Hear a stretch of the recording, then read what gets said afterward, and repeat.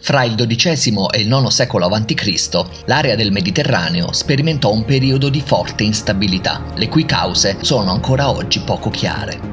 La crisi fu talmente vasta che gli storici odierni parlano di collasso di civiltà.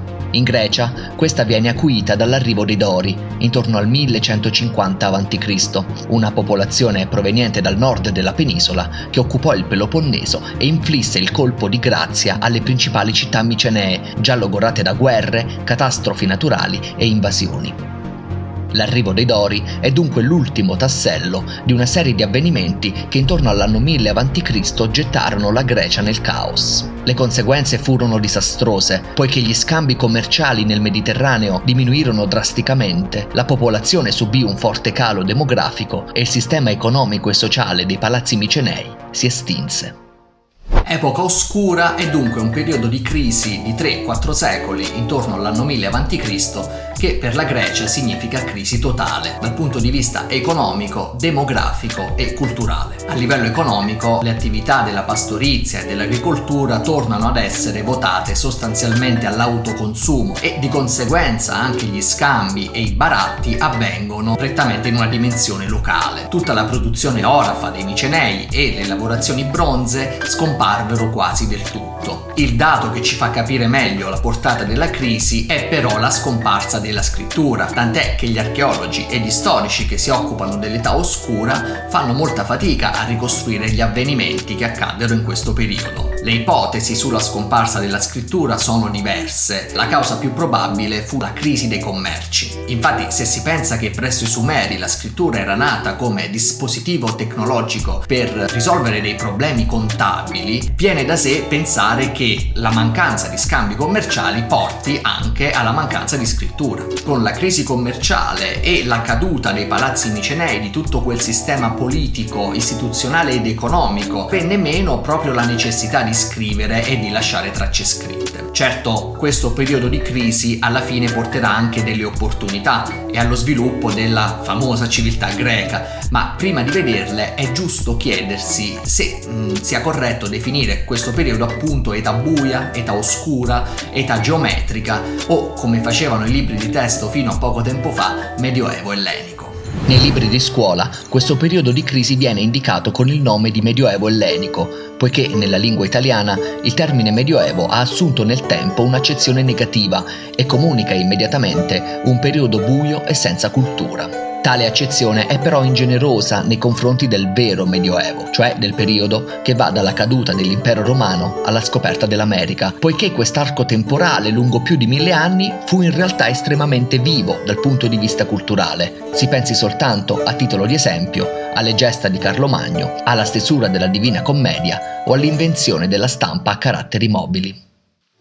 C'è però un altro termine che si potrebbe utilizzare per descrivere il periodo in questione che fa riferimento più alla storia dell'arte ed è età geometrica. Infatti, se è vero che la scrittura scomparve quasi del tutto, la produzione degli oggetti in ceramica non subì lo stesso destino. Anzi, dagli scavi e dagli strati di terreno risalenti a questo periodo continuano ad affiorare reperti e oggetti che hanno la particolarità di essere decorati con motivi geometrici e che richiamano un gusto particolare, quello della ricerca della perfezione e della simmetria. Quindi l'espressione età geometrica è una valida alternativa all'espressione età oscura.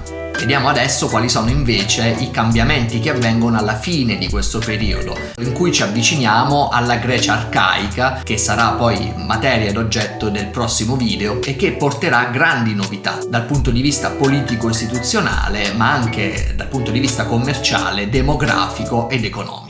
La parola greca crisis, nel suo significato originario di fase decisiva di una malattia, ben si adatta a descrivere il periodo dell'età oscura, poiché se da un lato la cultura dei Micenei scomparve, dall'altro è proprio in questo periodo che si gettarono le basi per il futuro sviluppo della civiltà greca. I cambiamenti riguardarono 3 aspetti principali: la consapevolezza dei greci di appartenere a un'unica cultura, le prime colonizzazioni greche in Asia Minore e in ultimo la nascita di nuovi assetti politici nelle città.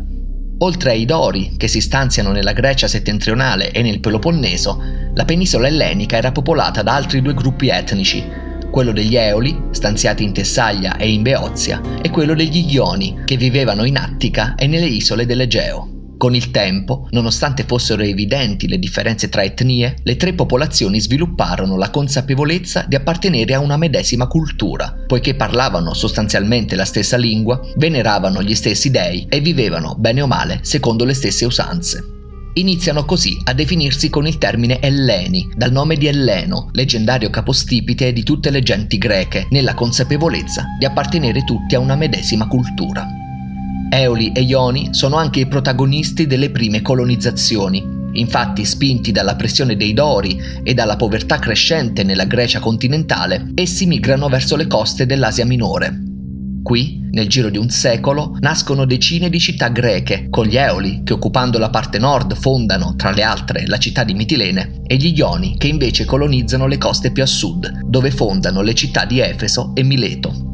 Quella che conosciamo come la prima colonizzazione fu importante non soltanto a livello di espansione territoriale, ma soprattutto perché segnò l'inizio della rinascita greca, grazie ai contatti con i popoli dell'Oriente che garantirono l'apertura di nuove rotte commerciali e l'esposizione a nuovi stimoli culturali. Ecco dunque che la parola crisis, intesa come apice della malattia, lì dove si decide se si vive o si muore, è la parola perfetta per descrivere questo periodo, perché alla fine dell'età oscura abbiamo visto la consapevolezza culturale e una nuova, rinnovata propensione all'espansione, una propensione al viaggio e al contatto con i popoli dell'Oriente saranno tra i fattori che determineranno la rinascita greca. Manca però il dato politico istituzionale e i cambiamenti che avvengono all'interno della società con l'avvicinarsi della nascita delle poleis. Da questo punto di vista l'età oscura porta con sé cambiamenti importanti. Questo dato sarà approfondito nel prossimo video, ma possiamo già dire che se fino ad allora le città erano state governate da un monarca assoluto, il Wanax, verso la fine dell'età oscura adesso si affianca un'aristocrazia. Il Wanax non si chiama più così, ma acquisisce il nome di Basileus e a lui vengono affiancati dei giudici o delle persone nobili che appartengono alle classi sociali più alte e che condividono con il monarca la responsabilità di governo.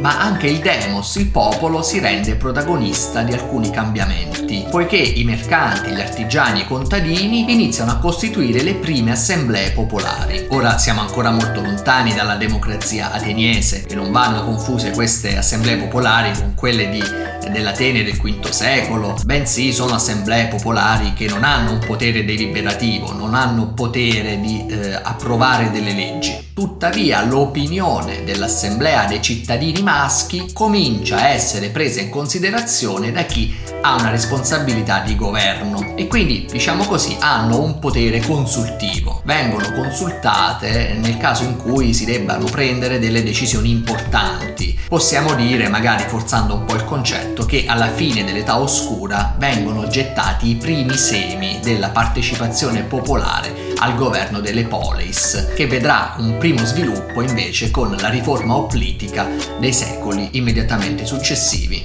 e che vedremo nei prossimi video. A questo punto non resta che chiedervi di iscrivervi al canale, di supportarlo, magari di lasciare un commento per farmi sapere se il video vi è piaciuto, se sono stato chiaro o se volete aggiungere qualcosa, mi farebbe molto piacere e ciao!